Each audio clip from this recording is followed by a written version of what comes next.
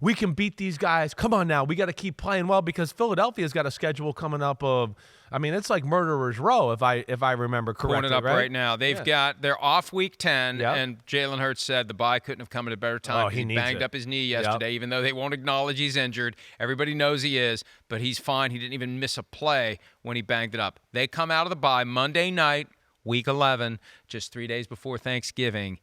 Eagles at Chiefs. Yeah.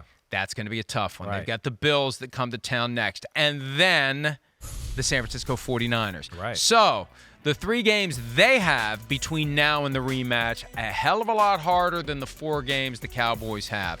There's a chance they're going to have the same damn record. Exactly right. When the Eagles come to town. That's what they got to sell. Hey, we got to keep pushing. We got to keep staying on details. If you're in Dallas, there's a good chance they could lose 2 out of 3, coming out of the bye, and we could still have a chance to win the NFC East and maybe be the number 1 seed.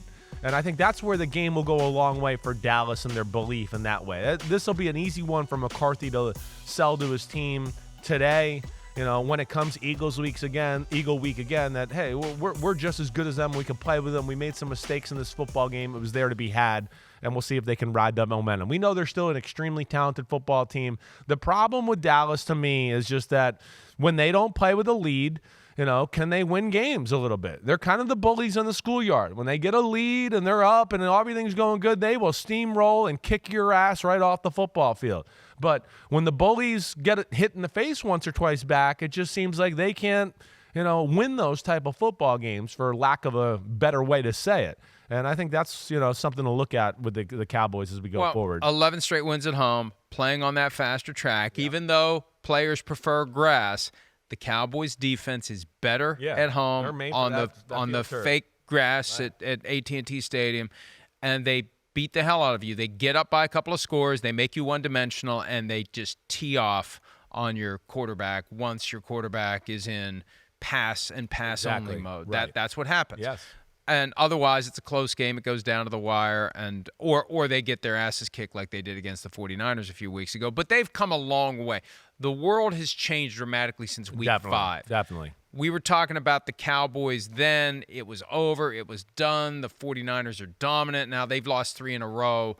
The Cowboys, I think, should come out of this feeling pretty good about where they are. Let's hear from Mike McCarthy, the head coach of the Cowboys, on whether he takes any solace in the fact that the Cowboys played the Eagles as close as they did.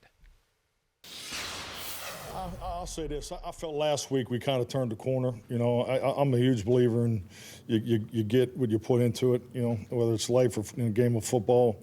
And I thought our team really hit their stride going into last week's game, played well, did it again this week, came in here expected to play well and win. So as long as we stay after that, there's an ebb and flow in every game, but there's a vibe that gets created when you get into routine and you start building that momentum and so forth. And that's why a win tonight would have been excellent because you get a nice chunk of confidence come out of these wins. But we know who we are. I mean, there's no excuses. We need to make one more play tonight, and we didn't do that. Simple math, though. Cowboys win their next 4, and they're all winnable. Eagles at 8-1. If they lose 2 of the next 3, they're both 9-3. Go back to this, into that, Courtney. Let's start this back. The game of inches. The game of inches. I want to bring this point up, okay? Because this is a flaw in the NFL rule right now. You heard me say this yesterday. All right, so I want to pause this when they show the end zone copy here. Right here. Can we pause this? All right. So here's my problem. And, yeah, just go back to where they had it right on the goal line if we can. Because here's my problem with the whole issue. And take your time, Courtney and everybody. I understand. There's a loophole in NFL rules right now. It's 28-7. Dallas is, we talked about the control in the fourth quarter. Everything is good. But here's my issue right now where the NFL has to fix this right here. And if we could just pause it. First off, so, they call it catch knee down, right? Short of the goal line. And if we can rewind it just a little bit more, right? There's down. Okay, so here's my issue, though. Here's my issue. The NFL has to figure this out. So is this a catch at this point with his knee down? Because I'm told all the time you have to survive the ground and then you get up and hand the ball. So it's not even a catch at this point of where they're saying he's down, but they're giving you a catch even though the technical aspect and the writing in the rule book would tell you it's not even a completed catch yet. but now they're giving him the catch. And to me, there's a loophole there with how the NFL language writes this rule out, because if you go through the now he's completed the catch, it's a touchdown, right?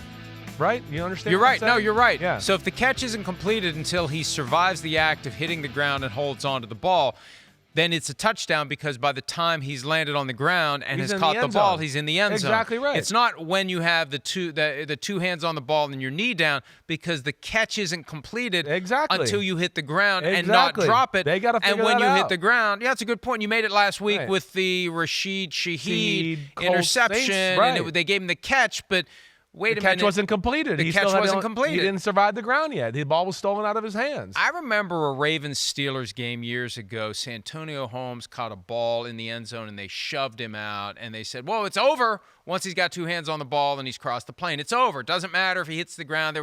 It was the Lance Moore in Super Bowl 44 had the two-point conversion catch where he's got two hands on the ball and he's over the white stripe. It's over there, even though when he hit the ground, he lost it. Right. There's this weird thing about the goal line that freaks everybody out. But you're right. If the catch isn't completed until you hit the ground, and that's not some postscript. No. It's not. It's the rule. It's not. It goes back to where you were. No, you have to hold on to the ball. The catch isn't over until you've done it. Yes.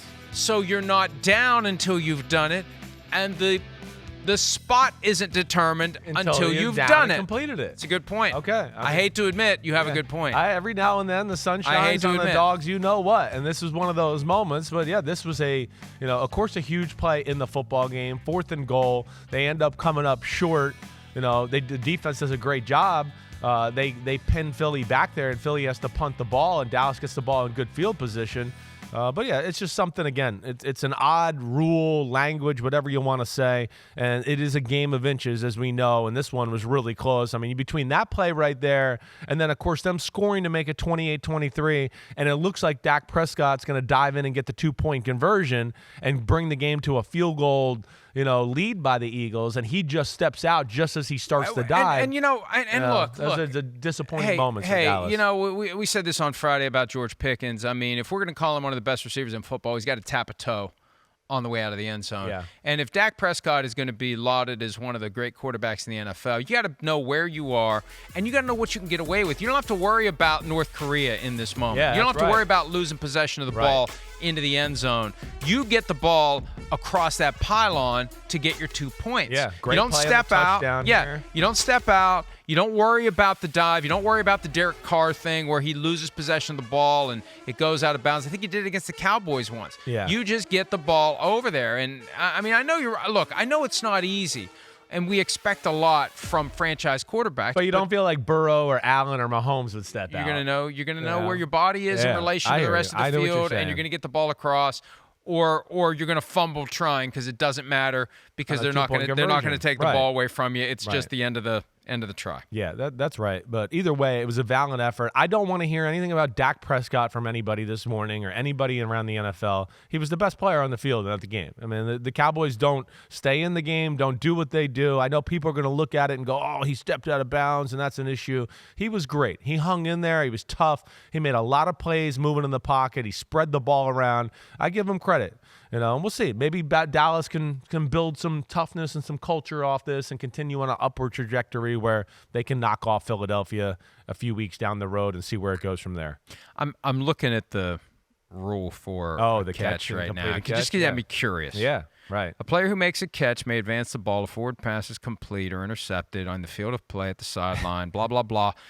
If you secure control of the ball in your hands or arms prior to the ball touching the ground and touch the ground inbounds with both feet or any part of the body other than hands, and after A and B have been fulfilled, perform any act common to the game, tuck the ball away, extend it forward, take an additional step, etc., right, or maintain control long enough to do so. And then one of the notes is, if you've done the first two but not the third and you contact the ground and lose control of the ball, it's incomplete. So that's part of it.